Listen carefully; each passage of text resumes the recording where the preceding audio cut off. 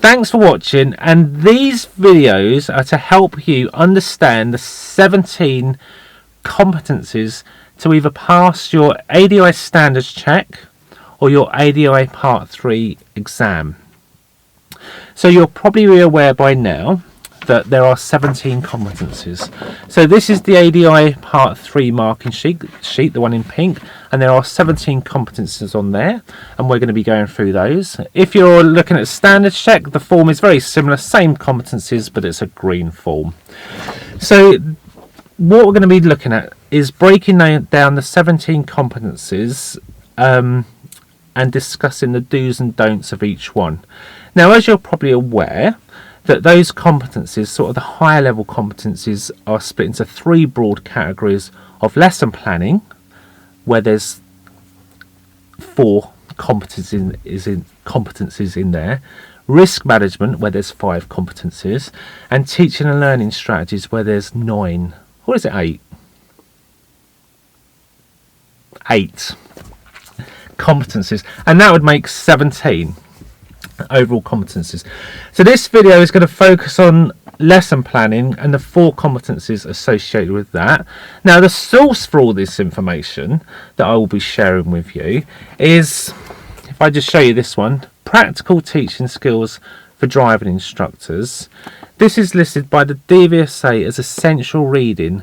So chapter 8 in this book covers standards check, and this also covers your Part 3, because it's going to look at the marking sheet, and it's going to go through what I'm going to do. So a lot of my information is taken directly from here, and I just put my own little spin, my own interpretation, my own experience to help you with your test.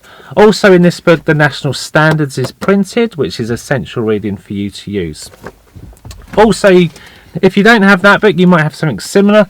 This book here from DITA, Driving Instructor Teaching Aids. This is the essential guide to the ADI Part 3 test, but again, it would help you with your standards check too.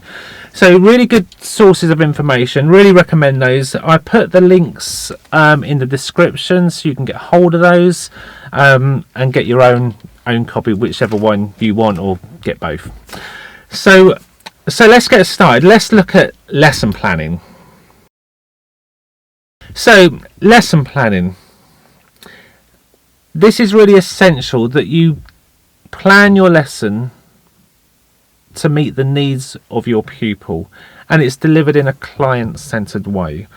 What do we mean by client-centered? Well, client-centered doesn't mean client-led.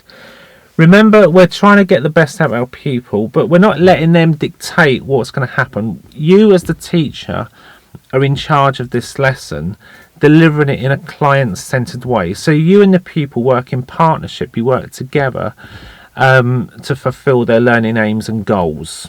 Okay, so that it's important you understand that, because sometimes people say, well, just because the pupil wants to do that, do I have to do that? Well, not if they're not ready for it. An extreme example would be a pupil that's just started to learn to drive, that says, oh, what would you like to do today? Oh, I'd like to do motorways.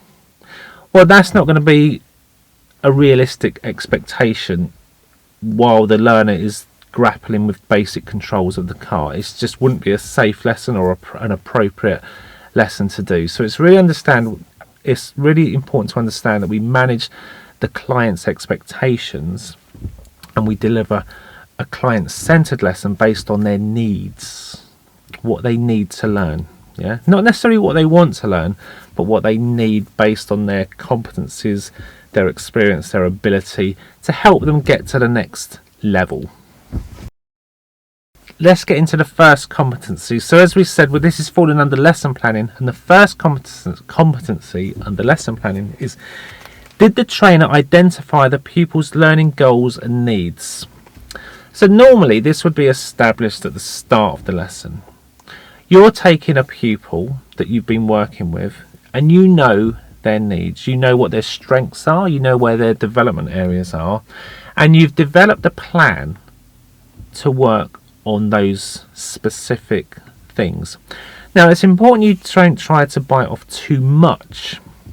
Now, remember, you've only got 1 hour on this test, and the examiner is really looking for you to demonstrate effective teaching, so learning takes place. So if you try and do lots of little things, it's going to sort of dilute the lesson. Just think, right, what do they need? For example, if they're approaching roundabouts too fast, let's get that sorted. Let's identify that need and get onto that. Now, throughout the lesson, the needs of the pupil may change. They may make mistakes and we need to adapt the lesson. So what is the examiner looking for under that competency? So let's explore. A PDI or an ADI that demonstrates a high level competencies in this area, these are what we're looking for. That they encourage pupils to say what they would want, so what they would want to achieve from this lesson. So ask them, what do you want to get out of this lesson today? What do you feel your needs are? And we can coach and direct in that way. Asking questions to ensure understanding of the topics. So as you do something, just make sure it's going in. Ask them, just consolidate their knowledge as we go to make sure learning is taking place. Check understanding as the lesson progresses. So as they're doing something, just check, are we getting on with that? Are we there? Or do we need to take a step back? Do we need to take a step forwards? Just check understanding as we go to make sure learning is taking place. Listen to what the pupil is saying. Answer their questions. And pay close attention to their body language, facial expressions. They might be looking confused. They might say, no, I understand, but they don't. So really pick up on that and question it and say, you sure you understand? And really explore with them and encourage them to open up and talk to you. So areas where a lack of competency or examples of where a lack of competency would be shown is making assumptions about understanding or experience. You can't just assume you know that. You can't say, you know about the 2-second rule, don't you? That would not be a good thing to say, because they might not, and they just say, no, I do. So we need to we don't want to make assumptions. We want to ask and listen. So failing to note negative or concerned comments. They might say, you're going to go do dual carriageways today, and they've got to go down the slip road for the first time, and they're like, they're visibly like so worried about it, and they're saying, well, what would I do if this happens? And or if they're showing those signs, we need to listen and pick up and respond to that. Failing to note body language that shows discomfort or confusion. Undermining the pupil's confidence by continuously asking questions that are beyond their level of knowledge. We don't want to undermine them and make them feel that they don't know, because that's not good. We want to pitch the questions at their level, and if they don't know, fill in the gaps. Forcing the pupil to address issues that they are not happy to talk about, unless it's a serious critical issue. So again, listen, respond to your pupil. So that covers that competency, and now we're going to move on to the next one. Okay, so let's look at competency number 2. Was the agreed lesson structure appropriate for the pupil's experience and ability? The lesson structure should allow the pupil to progress at a manageable rate, stretching them but not overwhelming them. So let's have a look at the do's and don'ts. So we need to ensure the pupil is part of the plan and agrees to it. So the learning aims and the structure of the lesson is agreed. We need to conduct the lesson that reflects the information given by the pupil and the learning goals, what they wanted to work on. Building opportunities to check the progress made by the pupil before moving on to the next challenging situation. So think of your lesson in like stages. Let's take that example of roundabouts doing lefts. Well, if they're getting that and they're happy and they're ready to move on, then we can do rights or ahead. But if they're struggling with the lefts, then it's not ready to move on. So we need to get that agreement and build the structure of our lesson to meet their needs at that point in time. So it's a very flexible, fluid lesson plan. And throughout the lesson, we need to check their understanding. which makes sense. We need to check they've got it before we move on. Okay, so common mistakes that show a lack of competency in this area would be delivering a pre-planned standard lesson that does not take into account the pupil's expressed needs or concerns.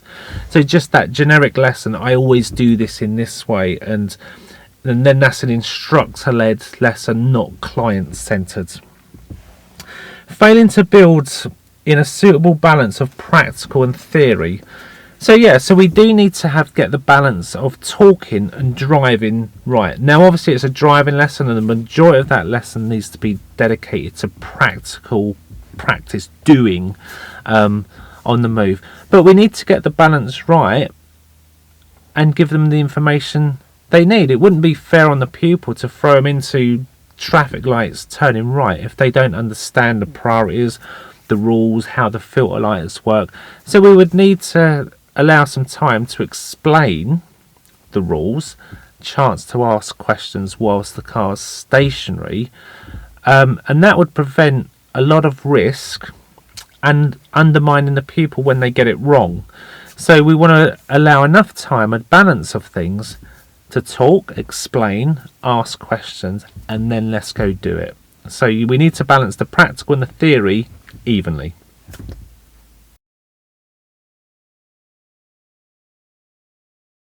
Okay, so let's look at the third competency in the lesson planning section, which is were the practice areas suitable? So we've planned our lesson, we've got our pupil, we've got our objective. Now we need to allow them to practice in a suitable area. Makes sense? Sounds obvious. But common mistake people are making when they do their part 3s or standards check is that the practice areas are just not suitable. They're either too hard for the pupil or too easy. And we need to get that balance right to develop the pupil's learning. So we don't want to take the pupil out of their comfort zone or what they're capable of, because that would be dangerous and learning's not going to take place. PDIs, ADIs, to show a high level of competency in this area, they need to provide a route with a range of opportunities to address the agreed learning objectives. Challenges the pupil but is realistic in terms of the pupil's capabilities and confidence. Common mistakes that are made and show a lack of competency in this area would be taking the pupil out of their competence zone so that they spend all their time surviving rather than learning. The pupil needs space and time to take in what they're learning and reflect upon it.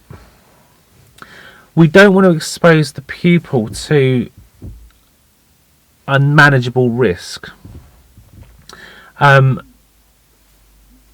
because it's the way it sounds obvious. So if we're taking that example of the roundabouts and they're new to it and we throw it in the practice area is going to be really busy multi-lane roundabouts, then that is just not a suitable area for that learner to be learning, and it exposes them to unnecessary risk. Okay, so let's look at the fourth competency under lesson planning. Was the lesson adapted where appropriate to help the pupil work towards their learning goals?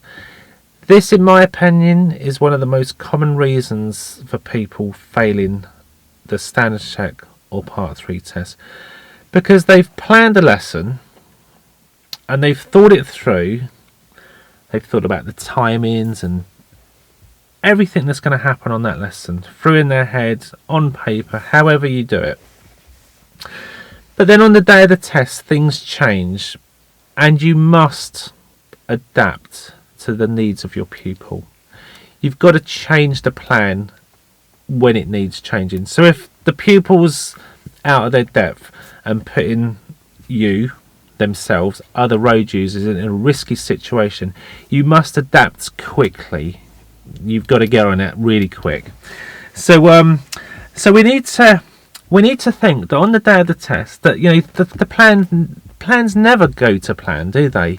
We always have to adapt and have contingencies, and think on our feet. So, for example, if we were, you know, let's say on this lesson we were off to go and develop the learner on a parking manoeuvre. Let's say they wanted to do parallel parking in a busy street, and on the way they're hesitating at roundabouts.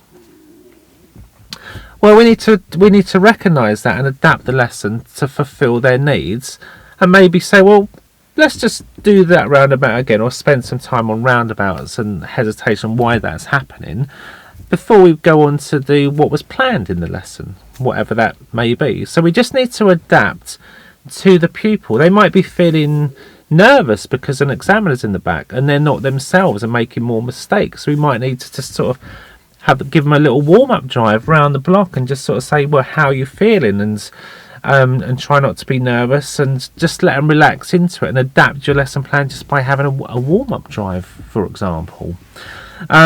These would all be